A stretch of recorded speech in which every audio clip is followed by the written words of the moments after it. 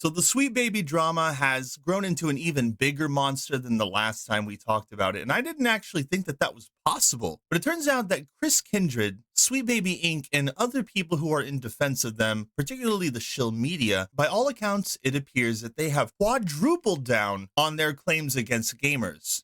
Because now what you have here is an attack on Asmongold. And if you don't know who Asmongold is, he is a Twitch streamer and a YouTuber, basically a millionaire, is also not a fan of Sweet Baby Inc. He talked about that recently. But after Dragon's Dogma, okay, they have a sequel coming out, they announced that Asmongold was going to be on their panel for the official Pawns, which was going to be a panel talking about the game and its new features. Gamers were really excited about Dragon's Dogma. But of course, Sweet Baby Inc. has to get in on the action in whatever form that may be. In this case, they chose to attack Dragon's Dogma and attack Asmongold. So what it says here from Chris Kindred, the guy that will not shut up, that's crazy. Isn't one of these people an active participant in a harassment campaign? Do you realize what they just said? They basically said that Asmongold, okay, remember what they called Sweet Baby Inc. detected members, all right? Those 300,000 people, anybody associated with Sweet Baby Inc. detected is a, what again? A Nazi. That's right. They said that just the other day.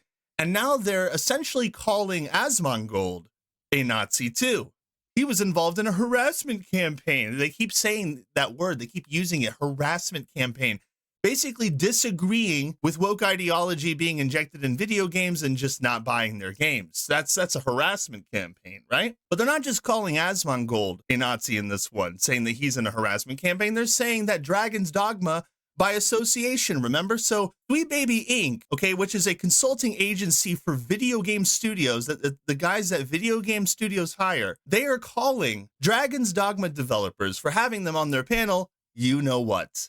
And they don't realize this because Sweet Baby Inc. employees and Sweet Baby Inc. as a company are incompetent and they don't do their research, they don't pay attention, and they definitely can't read the room. Nobody is on their side in this. So much so that Elon Musk himself has taken notice of this harassment campaign from Sweet Baby Inc. that they so desperately try to deny even happens. So they're trying to get Asmongold canceled. By the way, that is not going over so well at all. As you can see right here, this is just a picture pulled from a post that Elon Musk himself has responded to.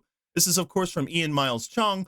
This is going to completely backfire on Sweet Baby Inc., which is trying to get a popular gaming streamer canceled for not siding with them. And the original video is from @PandasNvidia, having failed to get a Brazilian guy banned from Steam. Okay, that's Cabrutus. To make him lose his Steam library, Sweet Baby Inc.'s Chris Kindred is now trying to get Capcom to remove Asmongold from being a pawn in Dragon's Dogma 2 for harassment. They're making this a way bigger deal. They're trying to get everybody involved. They love the attention, even if it's the most negative attention you could possibly get. And that's exactly what they did get with Elon Musk. Sweet Baby Inc. is an evil blight on the gaming industry. All they do is make games terrible and try to cancel people. They cannot grow broke soon enough. When you have Elon Musk saying this kind of stuff, you know that it's over for Sweet Baby Inc. If not today, if not tomorrow, if not a month from now, you know eventually it's going to be over. Because you got Elon Musk, all right? He makes rockets, he makes electric cars. This dude is smart and he does his research. And that's the most important thing about this, is that Elon Musk, who does research, is not on the side of Sweet Baby Inc. He's obviously a very good businessman. He knows what he's talking about. If he says this thing is going on and it's a problem, then you better believe it's a problem. All those people coming out, all those journalists, all these fans of Sweet Baby, and all these developers who are like, we're all in danger now because Gamergate 2 is happening. And all these people are lying. This isn't what Sweet Baby Inc. does. It's not what these companies do. You've got Elon Musk himself coming out and saying that this is a problem. All right. That means it's the truth. Don't believe anything these people are saying. They're lying. They're trying to cover for Sweet Baby Inc. and cover for the shill media who are pushing for a harassment campaign against gamers. Remember when I said the other day that gaming was in deep doo-doo? Well, I do think that gaming is in deep trouble, but I do think that there is immense pushback in our favor right now. There is a huge pushback against this Sweet Baby Inc. disaster. And that's why you've got Chris Kindred, again, protecting their tweets. This is not the first time that this has happened, because the backlash has been so bad. Every time that this person opens their mouth on behalf of Sweet Baby, it just makes the company look worse. It makes them look worse, and they keep closing down their tweets. They're not even the only one. Grums, of course, has continued to point out when cancel pigs are trying to go after people like Asmongold. It says right here, They're going after Asmon and trying to get people to unsponsor him, including Capcom USA. These people are the actual disgusting harassers that have terrorized gaming and comics for too long. Asmongold has a right to cover gaming and have opinions. This is from Easby Games, which I actually tried to look them up and see what the post was all about. But again, these people keep protecting their tweets, so you can't even see the things that they're saying. Now, if these people were so confident about what they were saying and they truly believed that what they were doing was good, why did they have to keep doing things like this? Turning off their replies, not letting anybody have a conversation with them, basically threatening people with cancellation if they even try to have a conversation about it. But that's okay, because I've got r/Asmongold who were nice enough to show us exactly what the tweet said. And I can't read all of it, but it says Asmongold is a gigantic piece of S.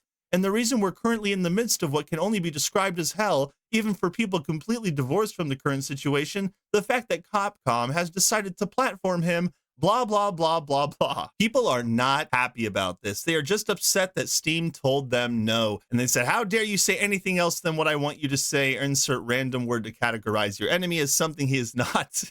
They're all on Asmon's side right now. But now this isn't to say that the people on Sweet Baby's side aren't trying to push back. They're trying to do podcasts. As you can see here, they did a full interview with Nerds of Culture, the Alyssa person. Remember Alyssa, who is Alyssa Mercante, who said that you can't be racist towards white people when they were trying to talk about Sweet Baby Inc. hurting the gaming culture, and Kotaku came out in full force trying to defend them. And they're trying to do interviews. Now, I looked at the stream myself. I thought it was absolutely hilarious that this person has 100K subscribers and only 1,000 views on this podcast.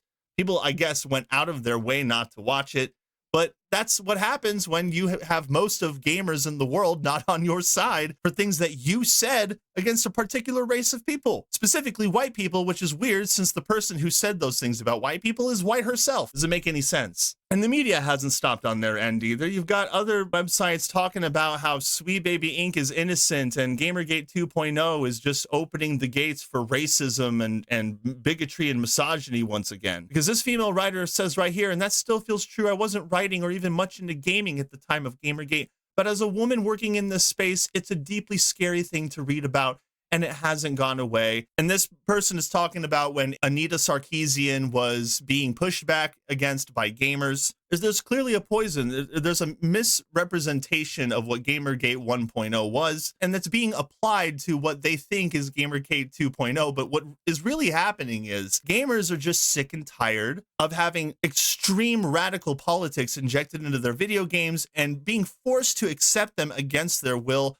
That's not what makes video games fun. And when you have the media in full force coming against Brutus and coming against Asmongold, you've got Elon Musk on the defense for gamers. So good to have someone like Elon Musk on our side. Now imagine that if he was on the other side, this would be a completely different story. I imagine that we wouldn't even be able to talk about this kind of stuff on X or push back against these people. So it is definitely a miracle that we have that sort of balance in this conflict against SPI and other companies like it. And these people need Jesus, man. They need to accept Jesus as their savior and get their hearts right, because what they're doing to video games and what they're doing to people in response to the consumer's choice not to buy them, it's absolutely insane. And there is going to be a point where this entire situation explodes beyond comprehension if they continue to push back against Asmon and Elon Musk and all these big names who are simply just pointing out that these companies exist. I mean, there's serious panic going on in this industry as this demon that has been obscured for years now is finally rearing its ugly head, and everybody can see it for what it truly is.